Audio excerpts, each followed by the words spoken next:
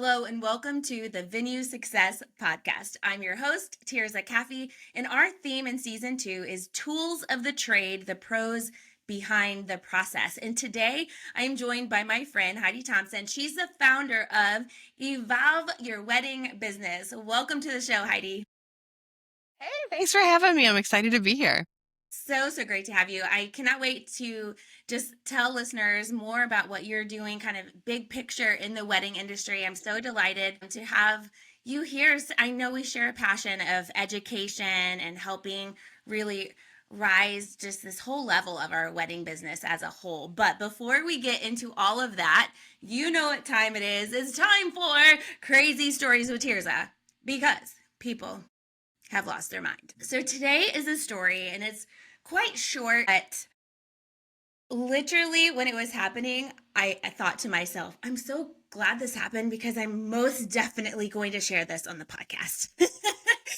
And so it was actually real time, just happened less than a week ago. And you know those situations where, and I know, Heidi, you've been around the industry long enough, you know that sometimes a wedding can become not the bride's day anymore, and it becomes the person that has the pocketbook or the person that happens to be the most controlling one. Maybe it's a passive bride and people just kind of trample all over her. But in this situation, we love this couple, absolutely love this couple. Great to work with, super kind, super respectful. But the person paying for the wedding was the aunt. And we quickly realized that this was the aunt's show. And it just broke our heart, right? Like it always does when someone hijacks a wedding day and makes it all about them. And it really got to the point where it became almost like this eye-rolling joke between us and all the vendors, because they would reach out to us and they're like, who is this such and such person? And why did she email me 10 times today? You know, and it's been like that for months and months. We're talking cake, DJ, flowers, like, of course, my planner. I mean, dozens of emails a week. And it finally got to the point where I had to get involved and be like, hey, listen, we appreciate the fact that you're paying for this, but you are not our client. We're going to have to work specifically with our contracted client. And thank you for the part that you're playing in her wedding. We're going to make sure to do a great job for you. So my wedding planner asked me specifically to come to this wedding just to be the line of defense with the auntie, right? That was my whole job, is just like keep this woman under control. And I did a pretty good job. I have to say, I did a pretty good job. I won her over, but unfortunately the bride had just had enough by the time she got to her wedding. And this is the sad part of it all. She was like, I don't even really want to be here. I don't want this day. I am over it. I'm sick of all of this dynamic. And she said to me, just keep her away from me, Tirzah. You know, and I'm like, oh my gosh, I'll do my best. So the wedding went perfectly, of course, because we do a great job. However, we can't control all of the family dynamics, of course. It was an hour and a half maybe before the end of the reception, and the bride came to our planner and she was like, I'm done. I want to do a grand exit. Now I want to leave. Like urgently, she wanted to leave. So what would you do? You know, you're a planner. I mean, she gets to choose. She's not the paying client, but she's our client. And we're like, all right, we're going to end this party. So we do her grand exit, and she literally gets in her car and zooms away. Doesn't even really barely say goodbye to anyone. And so now we're left with that awkward dynamic that sometimes can happen where a bride and groom leave, but the party is still going on. And you're like, what do we do with this? But almost everyone left except one table of people. And they were all standing wanting to leave. But the aunt sat down at that table. Mind you, this 3,500 square foot room is empty except for this handful of people. My staff started to clean up because they're thinking, oh, the wedding's over, right? And the lady was like, this party is not over until I leave. And so she just sat there. And the bartender was like, what do I do? Do I keep the bar open? I'm like, I guess so. So we just all went and sat at the picnic tables, and she sat in that big room by herself for probably close to 30 minutes, because we're like, we're not going to be in there. We're just going to let it be as awkward as possible. The DJ was like, screw that. I'm out of here. She's like, I'm not playing music if the client's gone. So the aunt literally sat there for 30 minutes in this completely empty room trying to prove a point. And after a while, she gave up and she left. And we all just shook our head and we're like, we are so glad that most of our clients are not like that. So that's my crazy story with Tirzah, because most definitely the auntie has lost her mind. So let's circle back to Heidi. So, how many times have you worked with? I mean, because you've done a fair amount of weddings, I would imagine. What has that dynamic been like for you when somebody else is paying for a wedding and like over the planning process for the client? I think this is part of why I got out of planning is because I do not suffer fools. Don't, I'm not going to tolerate an adult that has a temper tantrum. I'm not going to coddle you. Like, I just, I, I've known enough of those people in my life that, like, I think by the time I hit like 20, I was like, no. So that's always been difficult for me. That's difficult to swallow. It's difficult to manage people who you're like, what's going through your head is like, you're a child. You're being a child. Stop being a child. Right.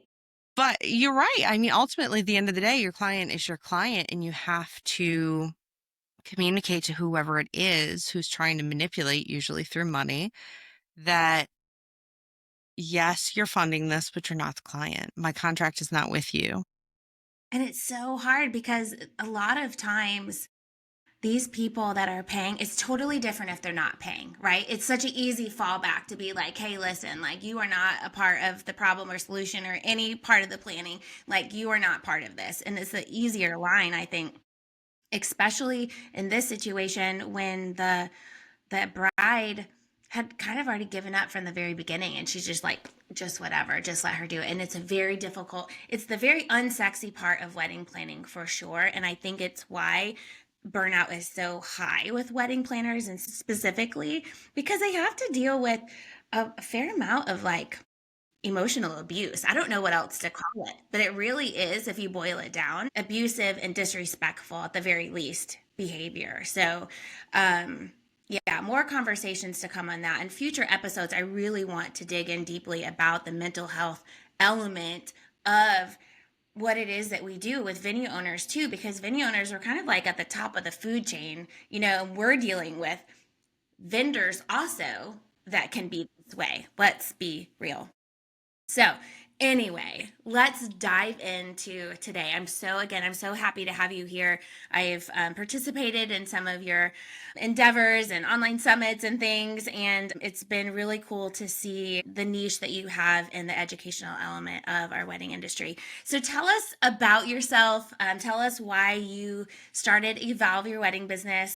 And then after that, I do want to jump into hearing from you about what you feel like is going on currently in this state of the wedding industry. We could probably talk hours about that, but just a high level, like what are you hearing vendors and what are you experiencing yourself with that? But before we get to that, tell us about yourself and Evolve Your Wedding Business. Yeah, so like I mentioned, I'm a former planner and I really enjoy planning. I don't like the people management aspects. I worked in fundraising events as well and realized I really like the marketing side of things. So I wound up in marketing. I found an opportunity to kind of bring these worlds together. Oh, it was in 2011, 2012, where it was like really when Rock and Roll Bride, Offbeat Bride was kicking off, that shift into really highly personalized weddings. And where I was living at the time, nobody was reflecting that. Like the magazines, the industry, it was still that like big, white, fluffy, ethereal vibe. So I started a wedding show to bring together couples who wanted something different and vendors who were just insanely creative. But I found out as I was getting to know those vendors that they were struggling to attract and book clients. And I spent a lot of time helping them make the most of those wedding shows.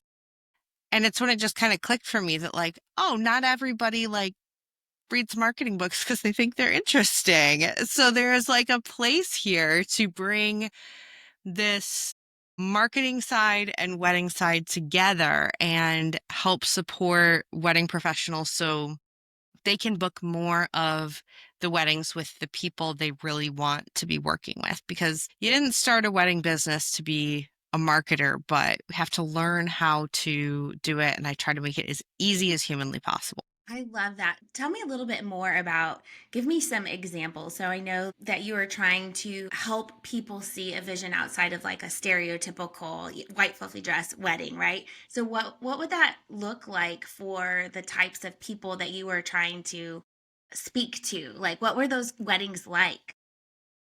Oh my God. Like, seriously, those vendors that I met during that were doing some of the coolest stuff. Like one woman who made dresses was doing costumes for the West End, which is London's Broadway. Like her skill level for creating just these like insane shapes of dresses with crazy patterns, crazy colors and textures was just absolutely nuts. Like it is so cool to see that come into weddings because weddings historically have been a pretty traditional space, but it's cool to see people be like, no, I want to feel like I'm in a musical. I want to wear Right. like a Yes. big red corseted dress, and I want to have this like insane cake with all these layers that looks like it shouldn't be able to hold itself up, but by through some crazy cake physics magic, it does. And it was really a breath of fresh air for me in the wedding industry to see people be like, yeah, no, that's cool, but I'm going to do it my way.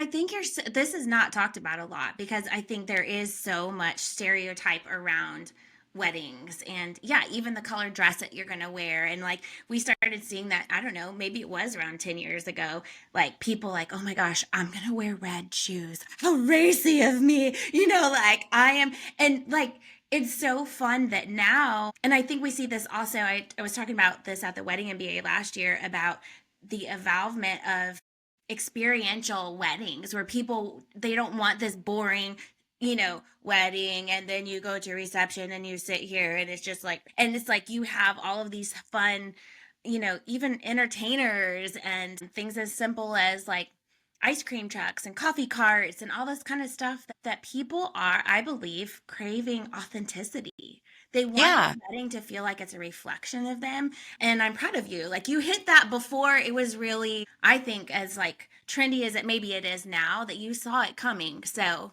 kudos to you. Good job. Well, thank you. I'm a big fan of novelty and variety in events, Yeah. so I love to see it.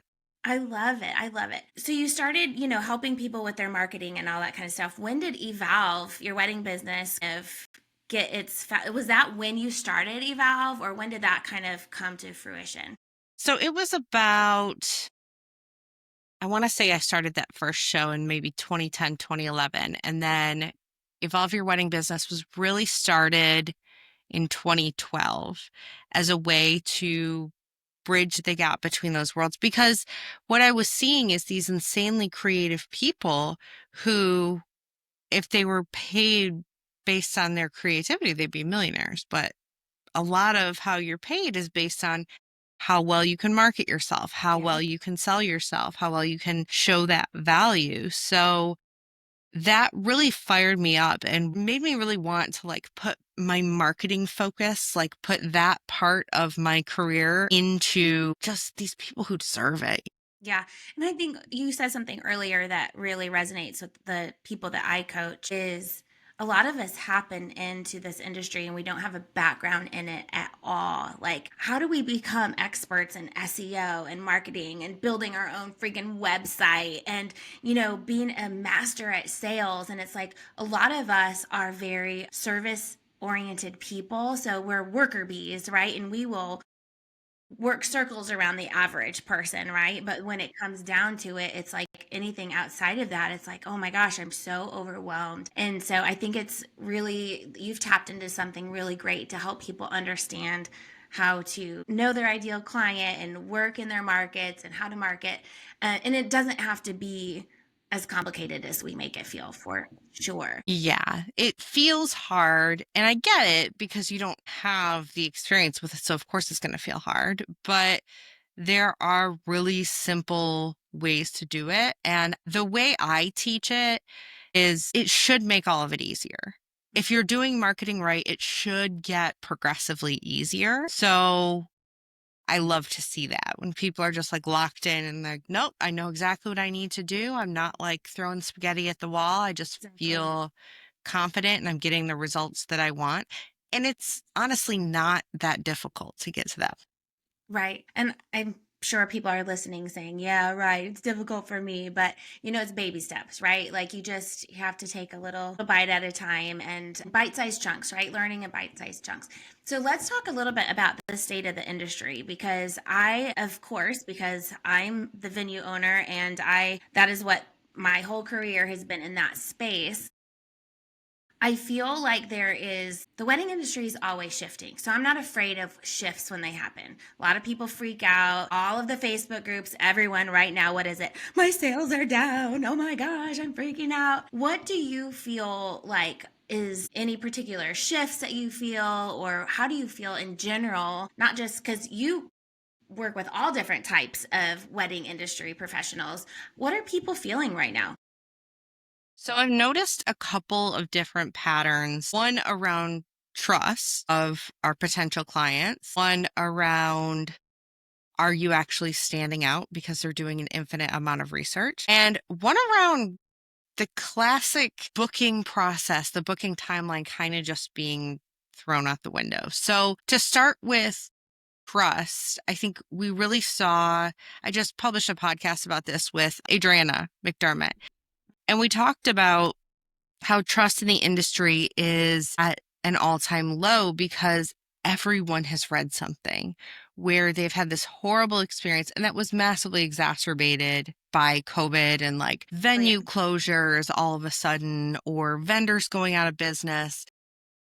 Everybody has heard something like that.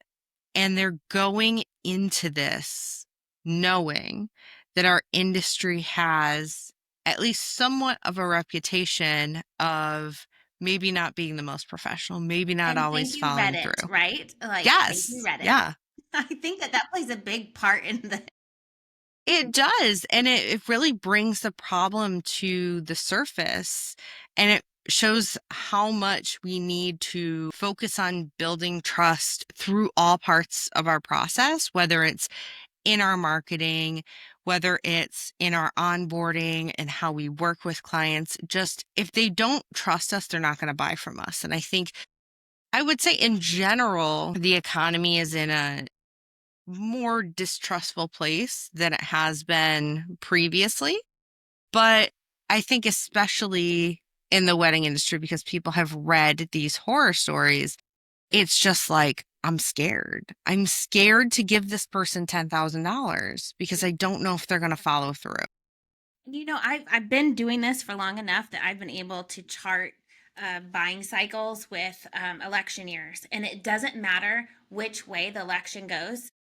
It doesn't matter. Both directions affect it because Yes. there is a majority of the population that feels one way or the other. And so at all times, there's someone that's not happy about what's going on. And election years make people, they're more protected, they're fearful, they're scared about, they're watching what's happening with their investments and their okay, and they're nervous. And I think what we are seeing is valid. And I think that's the thing when you talk about trust. I'm so glad that you brought that up because I like to speak to that with clients and be like, I understand that given like what's going on in our economy, that every penny that you spend is vitally important and you need to be wise and you want to feel, and they're doing more research, I think, because they are wanting to make sure that the decision that they make is the good one. So Right. I love that you say that because when you speak directly to their fears and insecurities, that builds trust.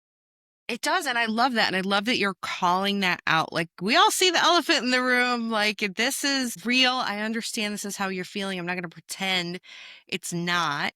And I Right. think, to your point about how couples are doing a lot of research, I've seen in the past couple of years, I would say one of the top 2 or 3 reasons why a wedding pro that comes to me isn't getting booked is that they haven't positioned themselves uniquely. They haven't made themselves stand out from everybody else that does what they do. So what we wind up seeing is, this couple has 20 tabs open of 20 different venues. And yeah, they all look kind of different, but they're all using the same words. They're all using the same language. Honestly, Stress-free weddings. right. You could copy and paste the copy from the websites and nobody would notice. And it forces them into a position of, okay, what can I compare? And that's usually price. So we're inadvertently kind of shoehorning people in that direction. No, that's such great feedback. Okay, so trust was the one pillar that you were talking about. What are some of the other ones? Standing out is definitely one. Making sure that you give people what I say is like the, "Oh my God, yes, this is who I want to work with" moment, like the instant they load your website. You've got 5 seconds or less to do that. You need to make it crystal clear who you're for, what you do. And that isn't just like a demographic thing. It could be that you are, I don't know, maybe you're an eco-friendly venue for couples who want to make sure Yes. their wedding is sustainable. Like, Yes. okay, that if that says it on the label, basically, like front and center on your website, that's going to help you stand out because quite honestly, nobody is saying anything. So even I was just having a conversation with a client this morning in my membership, and she was a hair and makeup artist. And she was like, well, I feel like a lot of the things that people choose me for are things that other people do. Like it's not necessarily I'm the only one doing that. I was like, yeah, but they're not talking about it. They're not using that in their marketing. They're not And they're not saying, you. They're not you, yeah, and no one could be you. That's the thing. It's like we want to make all these excuses, but you, hair and makeup person, are the USP, the unique selling proposition. What is the thing about you that's most special? And that's what's weird with that specific vendor because it's so personal. Like, so personal. I love that. So, and I think a lot of people make excuses because they're like, everyone's doing what I'm doing. Everybody has a barn. And I'm like, then you shouldn't be in this industry if you're not willing to figure out like what sets you apart. Everyone in this world has something that they could say is unique about, about them because we're all made differently, right? And our venues, it's out there. Sometimes you just have to be a little bit more creative to find it. Like, what's special about your specific barn? Oh my gosh, all of the doors of our barn open. And, like, so there's things, definitely. So, trust, standing out. And what was the third thing that you said? the timeline has gone out the window for booking. We're operating on a new timeline. The number of people who have told me, like, I'm getting the weirdest pattern of inquiries. It seems to be you get people who plan really far ahead and you get people who are getting married in like 4 months. Yes. Yes. And 100%. there's like no in between. No. And what's so funny about this, so listeners, like we haven't had this conversation ahead of time. We didn't plan this. Actually, she got an email 30 minutes before our podcast. So this is how just true this is to what you're saying. We are seeing the exact same thing on the venue side. It's either 2 years or like, oh, I'm booking within 6 months. Like this year alone, in this calendar year, we've booked, I think, 25 or 30 weddings in the same calendar year, which for a venue, that's kind of bonkers because it's one of the bigger investments that you make.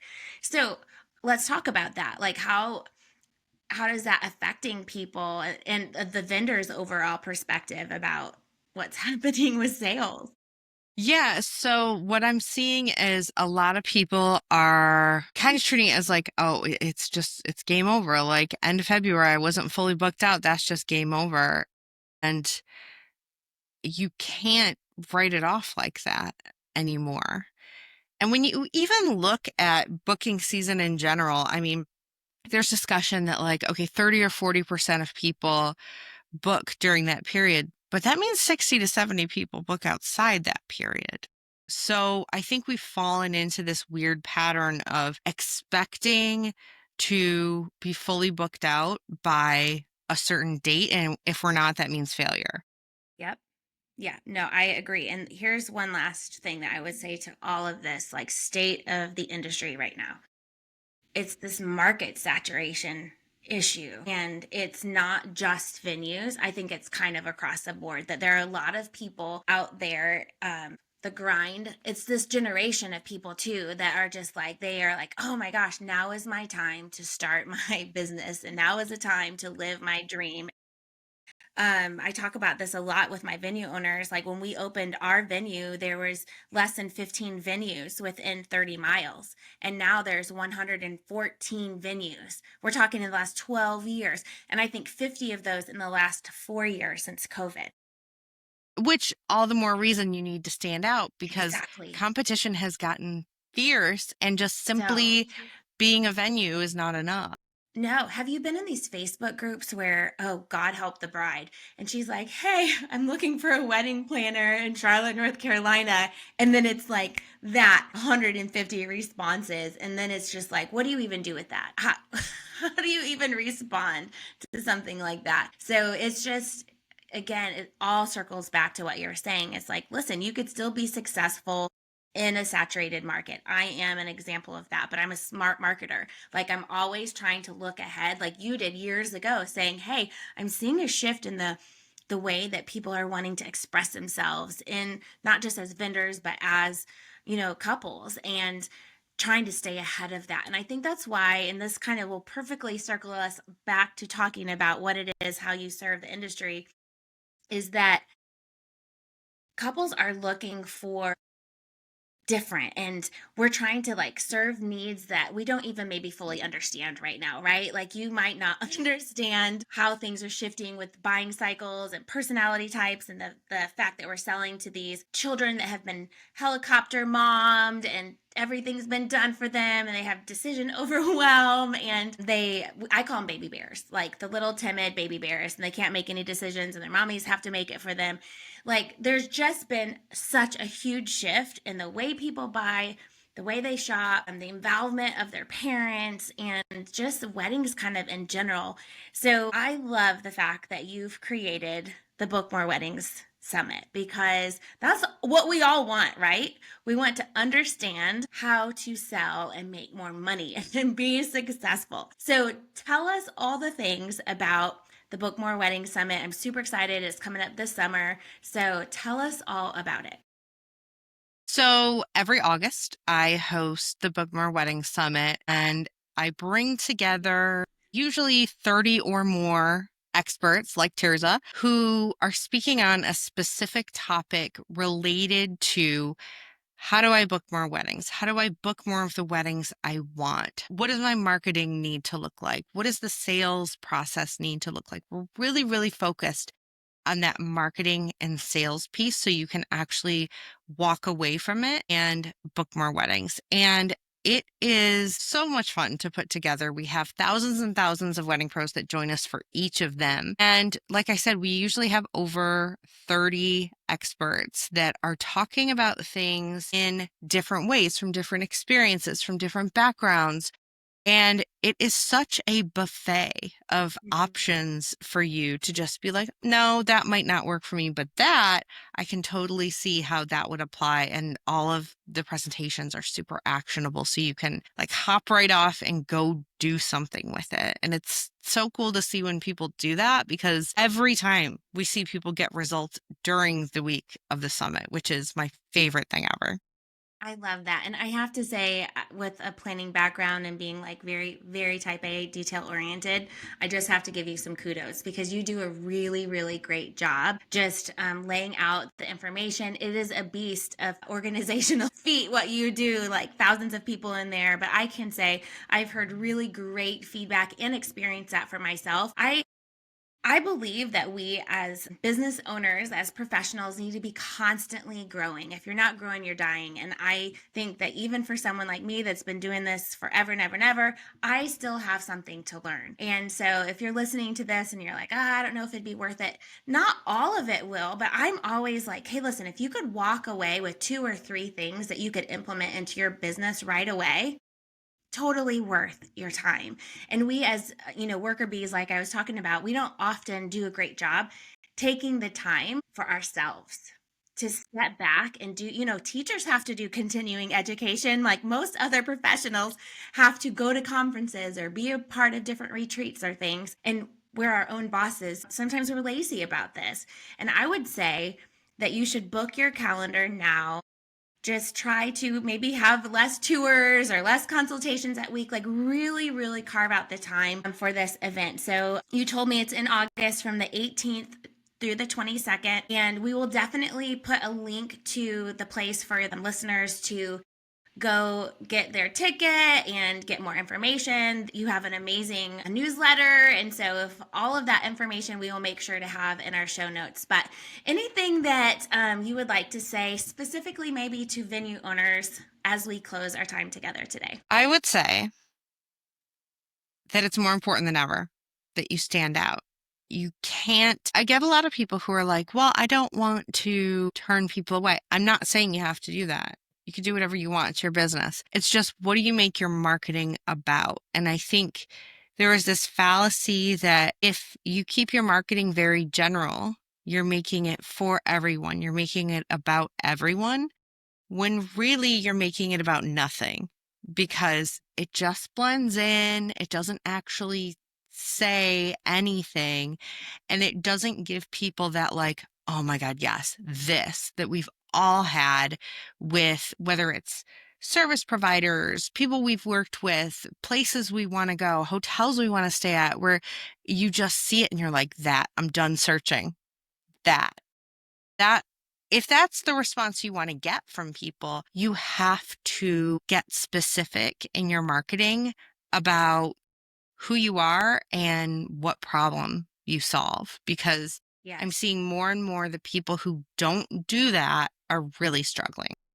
I love that so much. It's something we made a strategic change away from this because it just became white noise when people were say stress-free wedding, or even the term Right. all-inclusive got ruined because people are incorrectly using that term. It's like, oh, I have tables and chairs, I'm all inclusive. No, Karen, you're not. You're not all inclusive.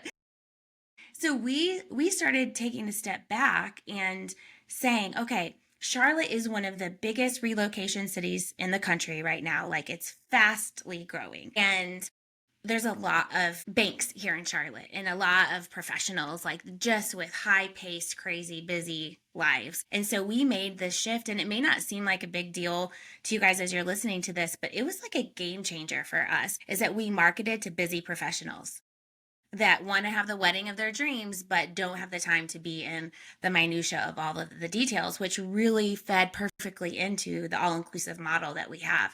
And here's the fun fact about this: everybody thinks they're busy, everybody.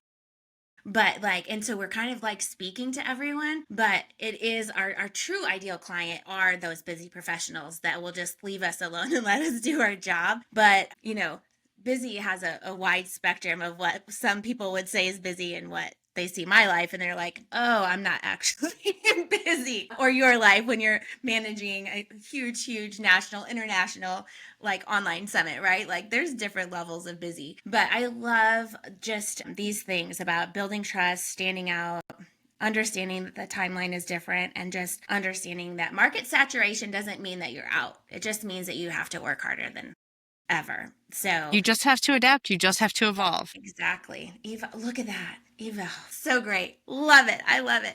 Thank you for being on the show today. It was really a delight to have you. And again, we will be sure to put all of your contact information on our show notes. And where can they find you on social media? What's the best place to connect with you? Best place to find me, like a true millennial, is Instagram over at Evolve Your Wedding Business. Awesome. Awesome. Well, thank you again for being on the show today. And we cannot wait to have your event August 18th through 22nd. See you later.